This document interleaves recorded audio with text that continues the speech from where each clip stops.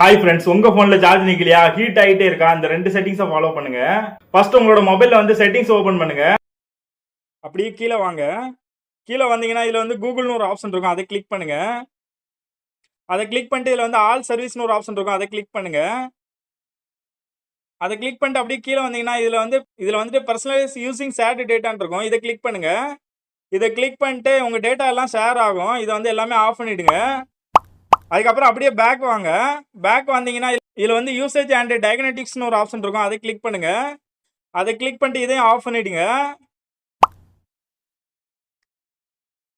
அதுக்கப்புறம் அப்படியே கீழே வந்தீங்கன்னா இதுல வந்து ஷேரிங் ஃபோன் நம்பர்னு இருக்கும், அதை கிளிக் பண்ணுங்க. அதை கிளிக் பண்ணிட்டு இதையும் ஆஃப் பண்ணுங்க. உங்க நம்பர் வந்து எந்த ஆப்லயும் ஷேர் ஆகாது. அதுக்கப்புறம் அப்படியே கீழே வந்தீங்கன்னா இதுல வந்து ஒரு முக்கியமான செட்டிங்ஸ் இருக்கு, கனெக்டட் ஆப்ஷன் இருக்கும், இதை கிளிக் பண்ணுங்க. நீங்க வந்து நிறைய ஆப்ல உங்களோட மெயில் ஐடியை கொடுத்து இன்ஸ்டால் பண்ணியிருப்பீங்க. அதுக்கப்புறம் அந்த ஆப்ஸ் வந்து யூஸ் பண்ணவே மாட்டீங்க, ஒன்ஸ் மட்டும் யூஸ் பண்ணியிருப்பீங்க. அந்த அக்கௌண்ட் எல்லாமே இதில் வந்து நீங்கள் டெலீட் பண்ணிக்கலாம். அது எல்லாமே பேக்ரவுண்டில் ரன் ஆகிட்டு இருக்கும், அதனால அதிகமாக சார்ஜ் எடுக்கும், ஹீட் ஆகும்.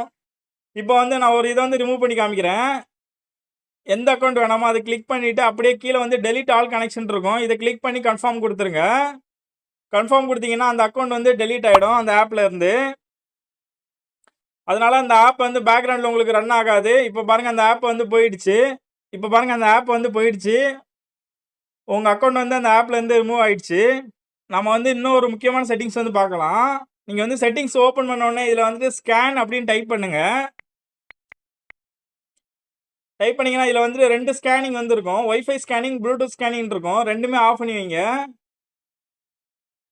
இப்போ பாருங்கள் எனக்கு ஆனில் இருக்குது ஒய்ஃபை ஸ்கேனிங், இதை வந்து ஆஃப் பண்ணி வச்சுருங்க.